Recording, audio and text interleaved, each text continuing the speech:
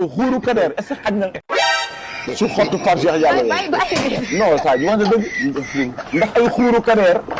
ndax xaj na si ay xottu Pape Cheikh mais Pape Cheikh Diallo ma mën na enquêter nit góor nit xuur non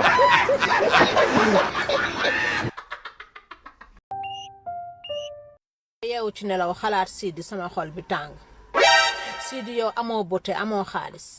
Sidi say bët xonq na say tuñ didim na say loxo wow na say tànk xar na Sidi am nga ndoxum siti am nga hémorroïde nga foog ni yow Sidi loolu ban jigéen moo la koy muñal teg si di la muñalaale gaaw a daanu ak awra bu nooy